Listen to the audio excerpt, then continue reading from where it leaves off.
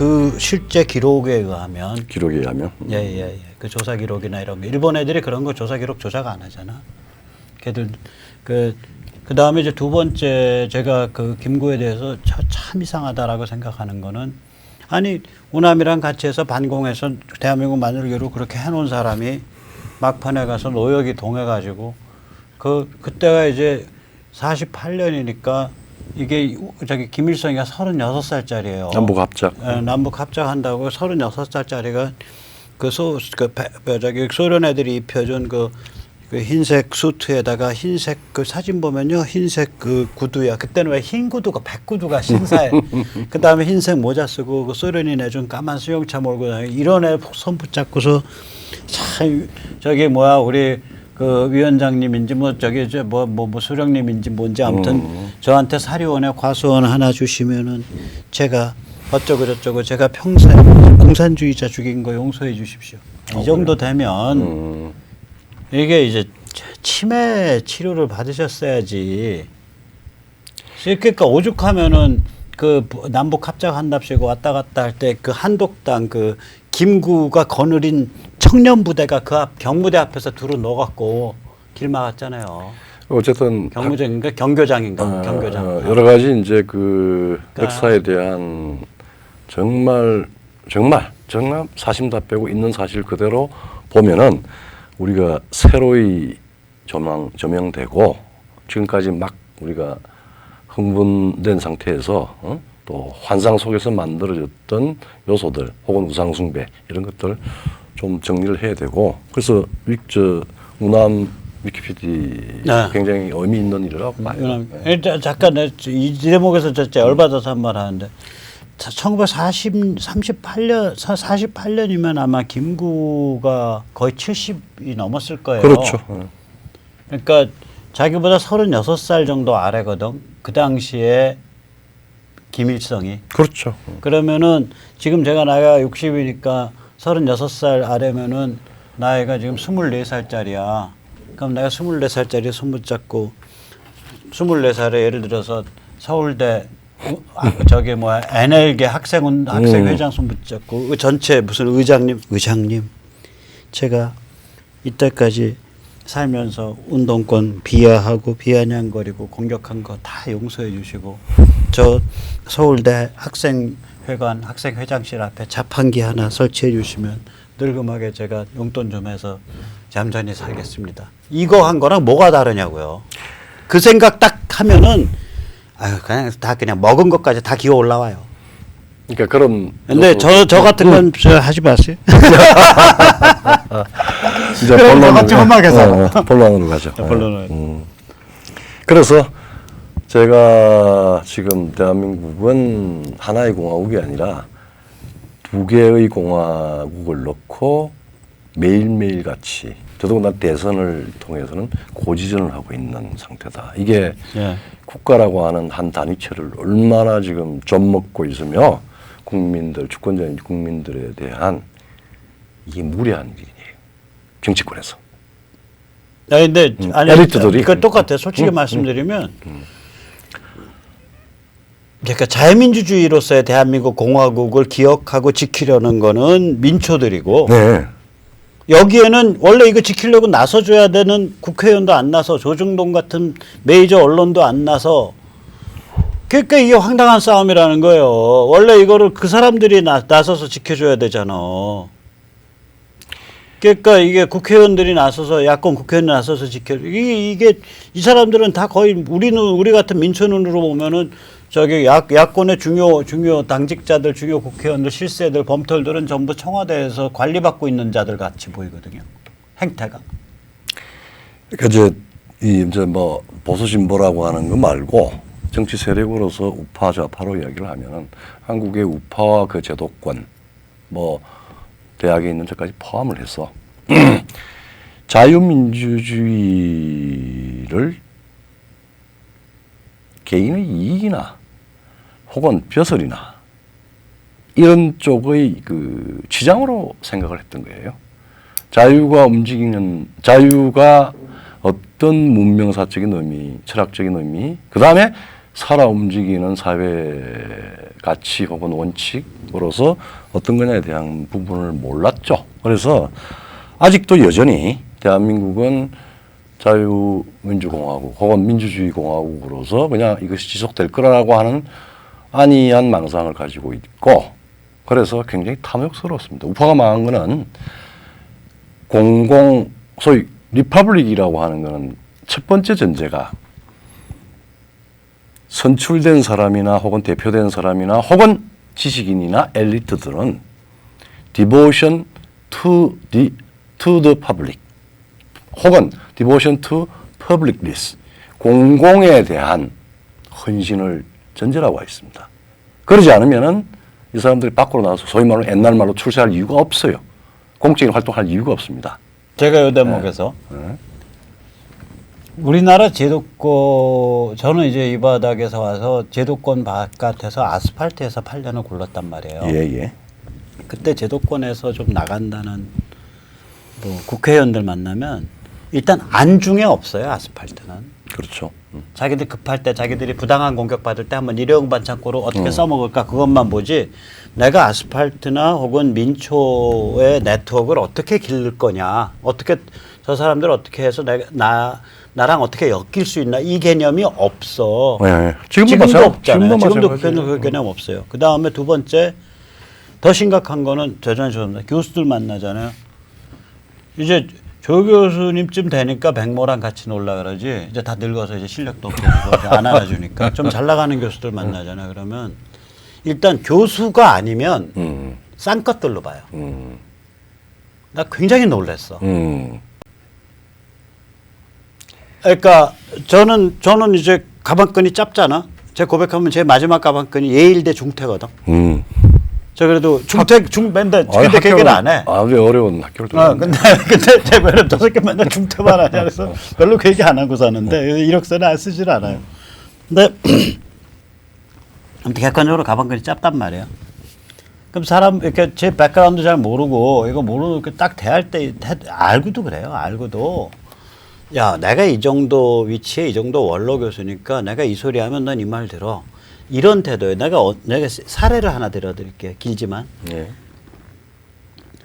응암 이승만은 저는 정치적 자살을 했다고 봐요. 네. 그게 뭐냐면 1955년 불교 정화 사건이에요. 전국 수천 개의 사찰에 저거 내버려두면 외색 불교에 점령당해 있어서 저 외색 대처성 불교에 점령당해서 저게 나중에 그 일본의 문화 침략의 전초기지가 된다라고 생각을 했던 것 같아. 짐작건데. 그렇죠. 네. 그러니까 심지어 깡패 넉마주의까지 동원을 해서 머리에다가 9개 점 받고 경찰이랑 군대를 붙여줘 갖고 전국 사찰을 점령을 시키고 대한민국 조계종을 급조를 해냈다고요. 그래서 대한민국 불교를 운암 이승만이 그러니까 조계종을 급조를 한 거야, 시기는. 왜 그러냐면 그때 100명이 안 돼요. 그 비구승이, 그렇죠. 독신승이 네. 1955년 이전에 100명이 그렇죠. 안 돼, 불교죠. 그러고 나서 그거 가지고 수천 개 사찰을 접수를 못 하니까 그런 무지막지한 짓을 저질렀다고요. 그러면 그 대처승이라는 사람들이 이를 갈았을 거 아니야. 처자식이랑 같이 길거리에 그지로 앉은 거 아니야. 이 사람들이 다 한문을 읽는 사람들이거든요. 네, 그렇죠. 그러니까 길거리에 전부 점집을 만들었어요. 하루 종일 우남을 씹는 거야. 그 수만 명이. 그 수만 명이 하루 종일 우남 씹는 거예요.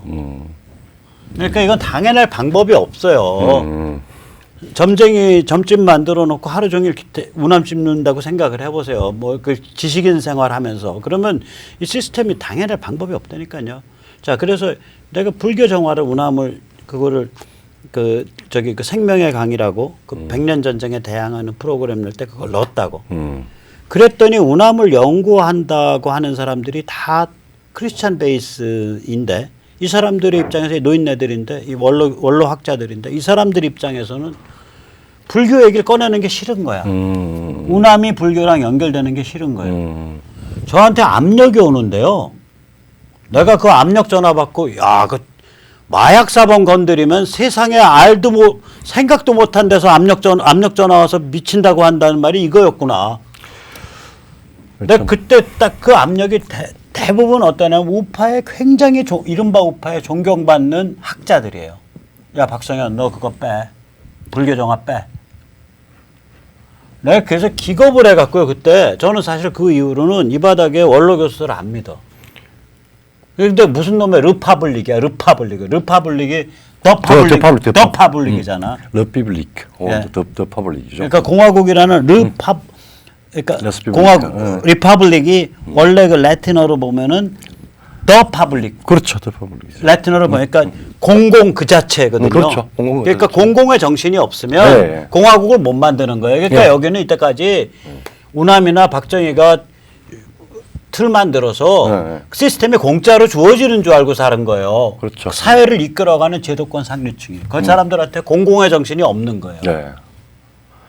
그게 이지경에 온 그게 결정적인 이제 이유죠. 특히 우파도 노력도 많이 했고 그 부분이 이제 좀 결여되거나 결정적일 때 힘을 발휘하지 못하고 네. 엉뚱한 짓을 해요. 그래서 2년 전에 혹은 뭐 이명박 박근혜 정부의 그 일종의 그 빈텀 그게 바로 그거였고 그 다음에 좌파들은 끊임없이 그 소위 말하자면은 거짓에 많이 그러니까 상상이 조금 지나쳐가지고 아 세상 이렇게 바꿀 수 있어라고 그래서 진보라고 자칭하다가 상상이 지나쳐서 이거를 만들기 위해서 수단에서 폭력을 동원하고 그 다음에 이런 이런 자기들이 좋다고 생각하는 상상에 이르는 목적을 위해서는 거짓을 해도 좋다라고 하는 윤리적인 말하자면 그게 이 소위 그러니까 안전판이 없어버려 내로남불이죠. 내로남불이에요. 그래서 내가 사람 죽이면 필요해서 죽인 거고 신성한 목적을 위해서 내가 폭력을 휘두르면 필요해서 한 거고 그다음에 내가 돈을 훔치거나 남한테 주리를 들어서 돈을 뺐으면은 당연히 나는 그런 보상을 받아야 될 거 받은 거고. 근데 이제 그 둘 다 예. 개인의 프라이빗한 권력을 사유화시킨다든지 개인의 영달을 위한다든지 개인의 이익을 위한다라고 하는데 보다 잘 이렇게 포섭된 우파들은 거기에 망해요. 뭐 차대기당도 있었고 그 다음에 좌파들은 거짓말도 적당히 해야 되는데 너무 심한 거짓말과 그 심한 거짓말이 누적이 되고 업무가 되고 공작이 되면은 아주 돌이킬 수 없는 독재가 됩니다. 그렇죠. 그리고 그게 그와 같은 독재가 그걸로 이번에 기상청 아니요 그걸로 권력을 잡았으니까 자기의 망상 속에 취하죠. 그렇지하죠. 그게 망상의 현실이라고 생각을 그리고 해요. 거기에서 벗어나면은 네. 참아낼 수가 없습니다. 왜냐하면은 아. 숙청의 대상이 되고 제압을 해요. 여러 가지 요새 뭐 김성태 씨가 이상한 말 한 놈만 패라. 그건 좌파들이 하던 아주 독특한 방식이죠.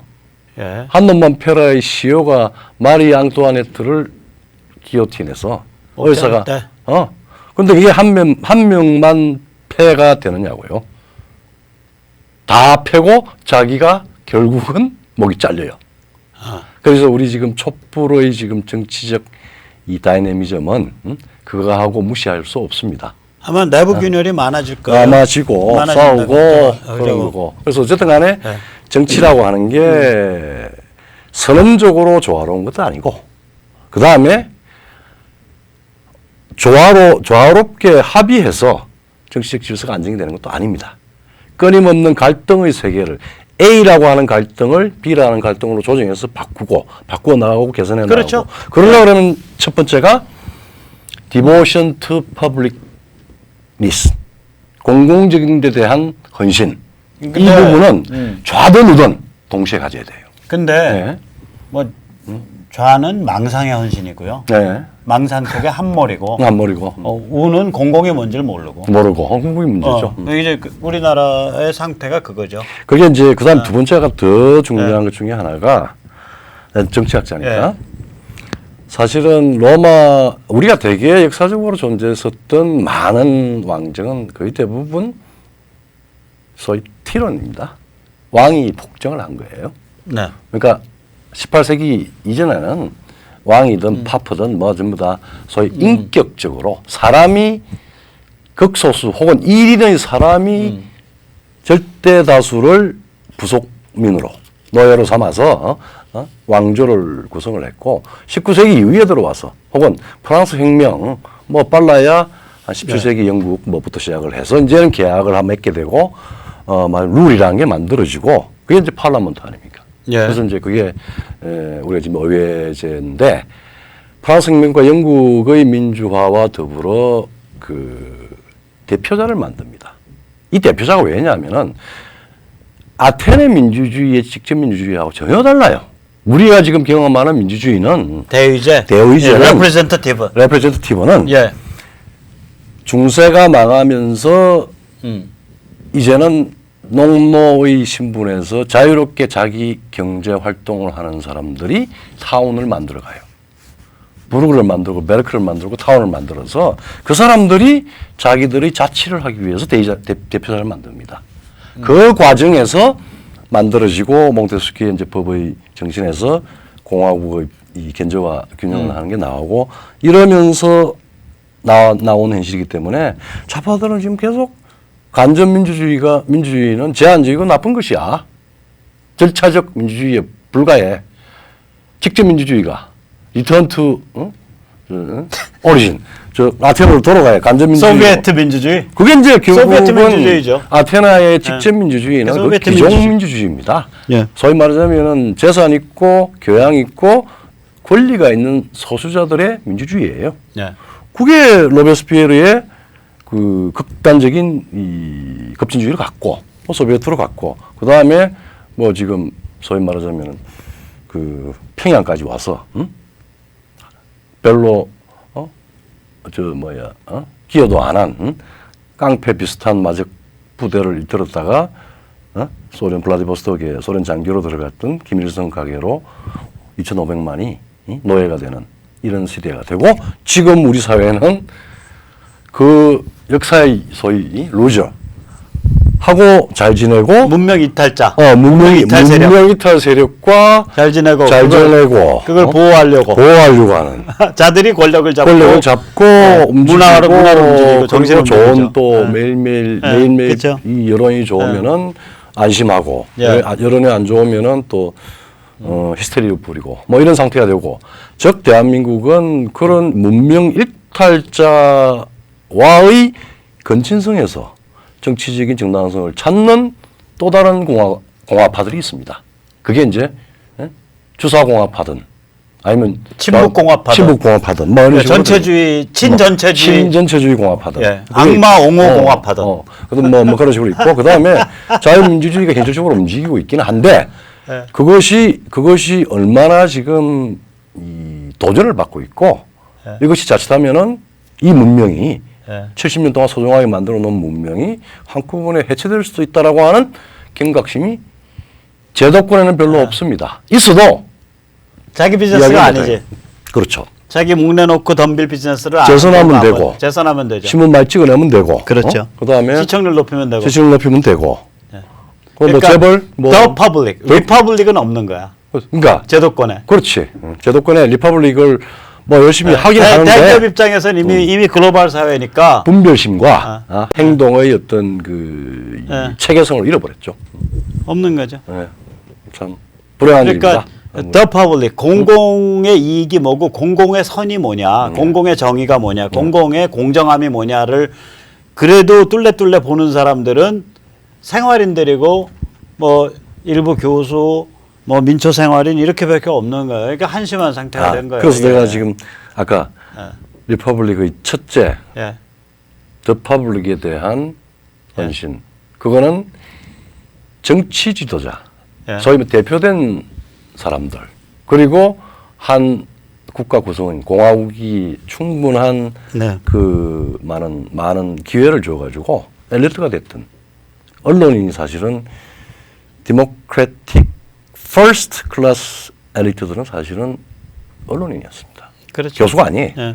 그 뒤에 교수가 따라오고 그러니까 이제 뭐 그런 대표가 건데. 있고 그 대표를 만들어내는 엘리트가 있고 엘리트 집단이 있고 그 엘리트들을 또 만들어내는 일반 대중 기반이 있는 건데 대중 교양이 있어야 우리나라는 엘리트의 형성 과정 자체에 대해서 적대적이에요.